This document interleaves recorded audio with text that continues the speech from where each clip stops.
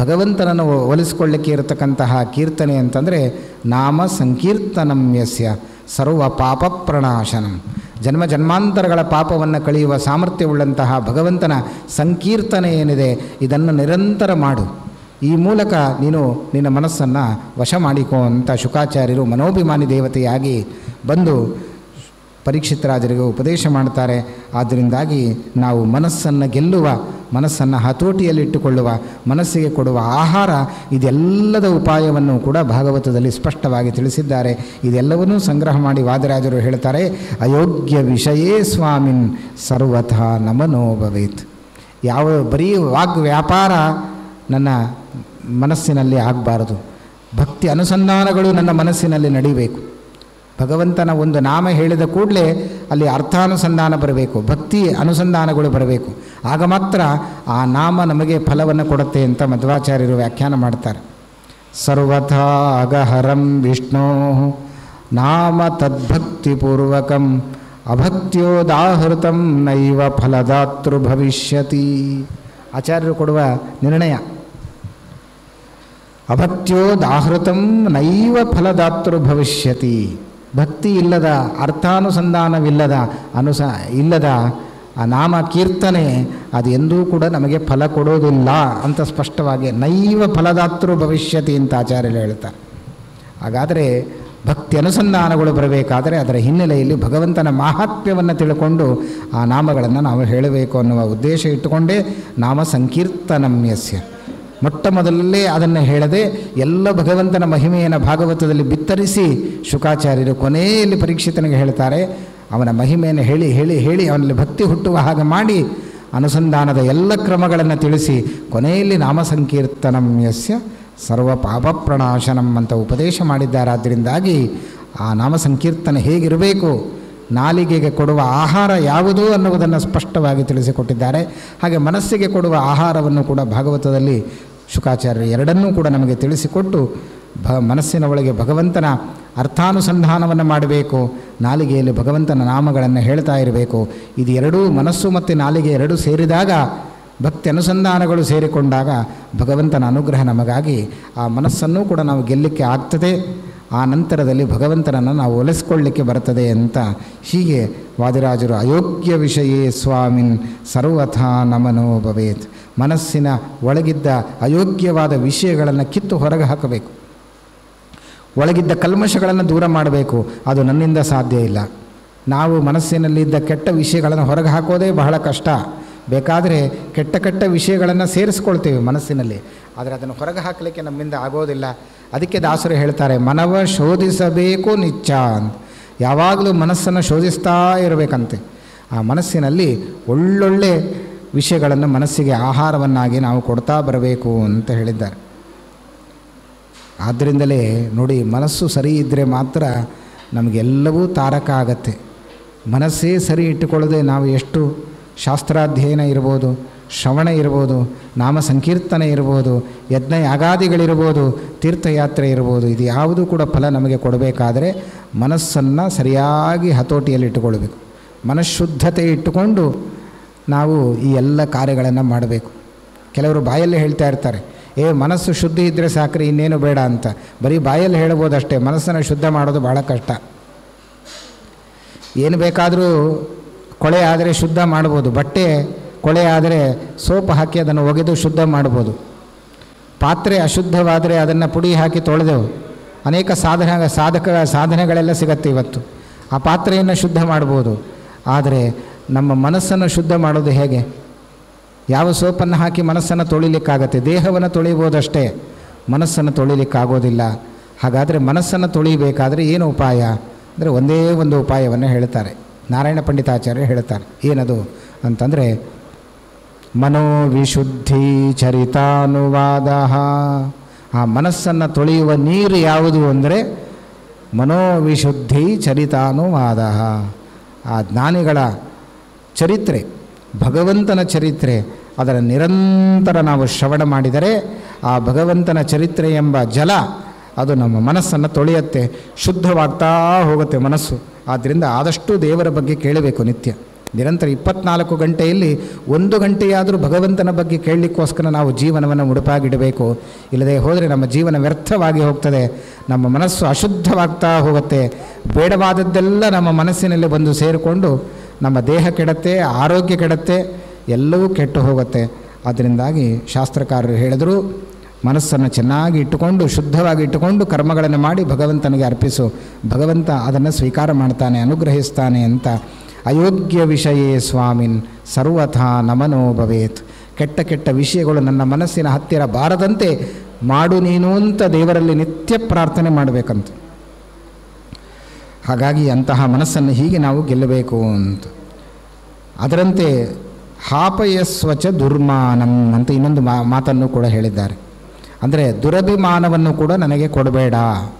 ಏನದು ದುರಭಿಮಾನ ಅಂತಂದರೆ, ವಾಸ್ತವಿಕವಾಗಿ ಅಭಿಮಾನ ಅಂದರೆ ಹೆಚ್ಚೆಚ್ಚು ಪ್ರೀತಿ ಮಾಡೋದು, ಇದನ್ನು ಅಭಿಮಾನ ಅಂತ ಕರೀತಾರೆ.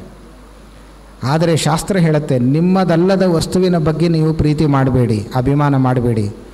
ನಿಮ್ಮದು ಅಂತ ಯಾವುದೋ ಅದರ ಮೇಲೆ ಪ್ರೀತಿ ಮಾಡಿರಿ, ಅದರ ಮೇಲೆ ಅಭಿಮಾನ ಮಾಡಿರಿ.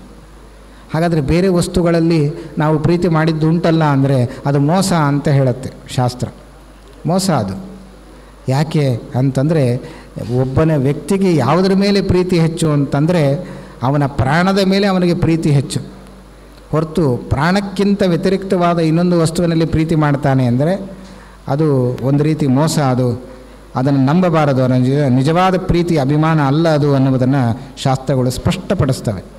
ಹಾಗಾದರೆ ತನ್ನ ಪ್ರಾಣಕ್ಕಿಂತಲೂ ಹೆಚ್ಚು ಇನ್ನೊಂದು ವಸ್ತುವನ್ನು ಪ್ರೀತಿಸಿ ತನ್ನ ಪ್ರಾಣವನ್ನೇ ಕಳ್ಕೋತಾನಲ್ಲ. ಹಾಗಾದರೆ ಲೋಕದಲ್ಲಿ ಇಂತಹ ಉದಾಹರಣೆಗಳನ್ನು ನೋಡ್ತೀವಲ್ಲ ಅಂತ ಪ್ರಶ್ನೆ ಬಂದರೆ ಅದಕ್ಕೆ ಹೇಳ್ತಾರೆ, ವಾಸ್ತವಿಕವಾಗಿ ಪ್ರಾಣಕ್ಕಿಂತ ವ್ಯತಿರಿಕ್ತವಾದ ಆ ವಸ್ತುವಿನಲ್ಲಿ ಪ್ರೀತಿ ಅಲ್ಲವಂತೆ. ಏನದು ಅಂತಂದರೆ, ಈ ಪ್ರಾಣಕ್ಕೆ ಅದು ಬೇಕು ಅಂತ ಹೇಳಿ ಅದರ ಮೇಲೆ ಪ್ರೀತಿ ಮಾಡೋದಷ್ಟೇ ಹೊರತು ಈ ಪ್ರಾಣಕ್ಕಿಂತ ಬೇರೆಯಾದ ವಸ್ತುವಿನಲ್ಲಿ ಪ್ರೀತಿ ಮಾಡಲಿಕ್ಕೆ ಸಾಧ್ಯ ಇಲ್ಲ ಅನ್ನೋದನ್ನು ಸ್ಪಷ್ಟಪಡಿಸ್ತಾರೆ. ಅಂತೂ ಕೂಡ ನಾವು ದೇವರಲ್ಲಿ ಭಕ್ತಿ ಮಾಡಬೇಕು, ಅವನಲ್ಲಿ ಪ್ರೀತಿ ಮಾಡಬೇಕು. ಇನ್ನೆಲ್ಲ ವಸ್ತುಗಳಲ್ಲಿ ಅಭಿಮಾನವನ್ನು ತ್ಯಾಗ ಮಾಡ್ತಾ ಬರಬೇಕು. ಆದ್ದರಿಂದಲೇ ಸ್ಪಷ್ಟವಾಗಿ ಹೇಳ್ತಾರೆ ವಾದಿರಾಜರು, ಹಾಪಯಸ್ವಚ ದುರ್ಮಾನಂ, ದುರಭಿಮಾನವನ್ನು ತ್ಯಾಗ ಮಾಡು. ನಿನ್ನದಲ್ಲದ ಅಭಿಮಾನ ಅಂದರೆ ಏನು? ನಮ್ಮದಲ್ಲದ ವಸ್ತುವಿನ ಮೇಲೆ ನಾವು ಪ್ರೀತಿ ಮಾಡೋದು, ಇದು ದುರಭಿಮಾನ ಅಂತ ಕರೆದಿದ್ದಾರೆ. ಅದಕ್ಕೆ ಒಳ್ಳೆಯ ಉದಾಹರಣೆಯನ್ನು ಭಾಗವತ ಕೊಡುತ್ತೆ ಏಕಾದಶ ಸ್ಕಂದದಲ್ಲಿ. ಯಾವುದದು ಅಂದರೆ, ದಾರಾ ಪುತ್ರಾದಿ ಬಂಧೂನಾಂ ಸಂಗಮಃ ಪಾಂಥ ಸಂಗಮಃ. ನೋಡಿ, ನಮ್ಮದಲ್ಲದ ವಸ್ತುವಿನ ಮೇಲೆ ನಾವು ಅಭಿಮಾನ ಮಾಡಿ ಮಾಡಿ ಮಾಡಿ ನಾವು ಮೋಸ ಹೋಗ್ತೇವೆ, ನಾವು ನಮ್ಮ ಜೀವನವನ್ನು ಹಾಳು ಮಾಡಿಕೊಳ್ತೇವೆ ಅನ್ನುವುದಕ್ಕೆ ಒಳ್ಳೆಯ ಉದಾಹರಣೆಯನ್ನು ಕೊಟ್ಟಿದ್ದಾರೆ. ಏನದು ಅಂತಂದರೆ, ಒಂದು ಪ್ರಯಾಣದ ದೃಷ್ಟಾಂತವನ್ನು ಭಾಗವತ ಕೊಡುತ್ತೆ. ಸಂಗಮಃ ಪಾಂಥ ಸಂಗಮಃ ಅಂತ ಉದಾಹರಣೆ ಕೊಡೋದಾದರೆ, ಬದರಿಯ ಕ್ಷೇತ್ರಕ್ಕೆ ಯಾತ್ರೆಗೆ ಅಂತ ಹೋಗ್ತಾರೆ. 1 ತಿಂಗಳು ವಾಹನದಲ್ಲೋ ರೈಲಿನಲ್ಲೋ ಹೋಗ್ತಾ ಇರ್ತಾರೆ. ಹೋಗುವಾಗ ಯಾರೂ ಒಬ್ಬರೊಬ್ಬರು ಪರಿಚಯ ಇರೋದಿಲ್ಲ. ನಮ್ಮ ಆಸನದ ಮುಂದೆ ಇನ್ನೊಬ್ಬ ಆಸನದಲ್ಲಿ ಕೂತ್ಕೊಂಡು ಬರ್ತಾನೆ, ನಮ್ಮ ಜೊತೆಗೇ 1 ತಿಂಗಳು ಇರ್ತಾನೆ. ನಾವು ಸುಮ್ಮನೆ ಇರೋದಿಲ್ಲ, ನಮ್ಮ ಬಾಯಿ ಕೇಳುತ್ತೆ, ನೀನು ಯಾರು, ನೀನು ಎಲ್ಲಿಂದ ಬಂದಿದ್ದೀನಿ, ನಿನ್ನ ಊರು ಯಾವುದು, ನೀ ಏನು ಮಾಡ್ತೀನಿ, ನಿನ್ನ ಹೆಸರೇನು. ಅವನು ಕೇಳ್ತಾನೆ, ನೀವ್ಯಾರು, ನೀವೆಲ್ಲಿಂದ ಬಂದ್ರಿ, ನಿಮ್ಮ ಹೆಸರೇನು ಅಂತ. ಅವನು ಪರಸ್ಪರ ಇಬ್ಬರು ಪರಿಚಯ ಮಾಡಿಸಿಕೊಳ್ತಾರೆ. ಪರಿಚಯ ಮಾಡಿಕೊಂಡು ಹಾಗೆ 1 ತಿಂಗಳು ಯಾತ್ರೆಯಲ್ಲಿ ಅಭಿಮಾನ ಹುಟ್ಟತ್ತೆ, ಸ್ನೇಹ ಹುಟ್ಟತ್ತೆ, ಎಲ್ಲವೂ ಹುಟ್ಟತ್ತೆ.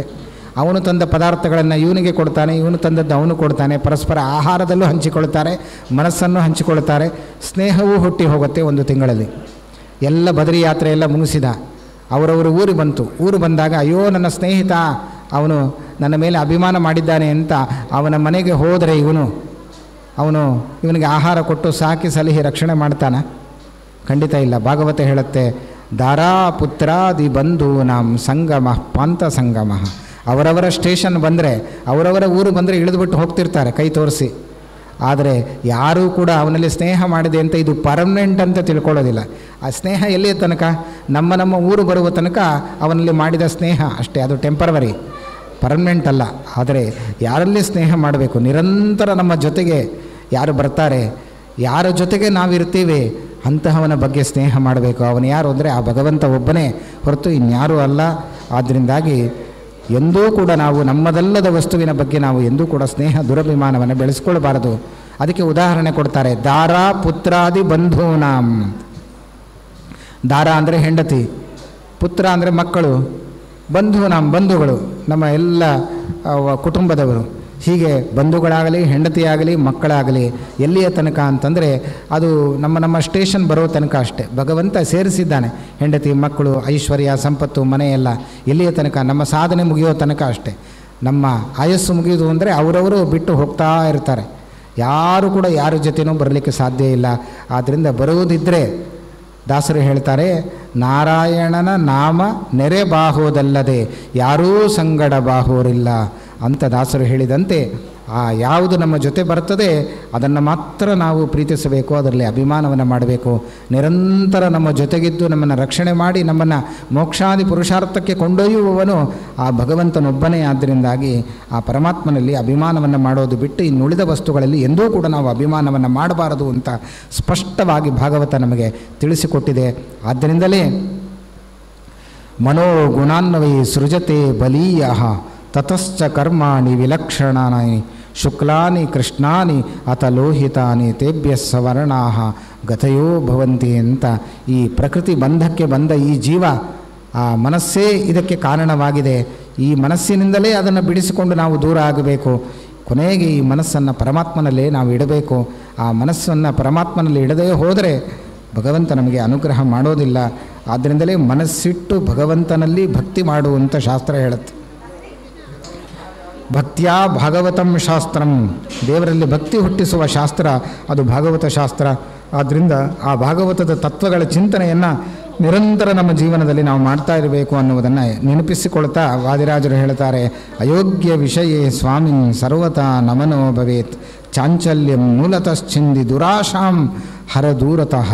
ಆದ್ದರಿಂದ ಕೆಟ್ಟ ಕೆಟ್ಟ ಆಸೆಗಳು ಮನಸ್ಸಿಗೆ ಬಾರದಂತೆ ಮಾಡಿ ನೀನು ಅನುಗ್ರಹಿಸು ನನಗೆ ಅಂತ ಪರಮಾತ್ಮನಲ್ಲಿ ಪದೇ ಪದೇ ಪ್ರಾರ್ಥನೆ ಮಾಡ್ತಾರೆ. ಹೈಗ್ರೀವ ರೂಪಿಯಾದ ಭಗವಂತನನ್ನು ಹಯಗತವು ಅಂತ ಧಾತು ಅಂದರೆ ಗತಿ ಅಂದರೆ ಶಾಸ್ತ್ರ.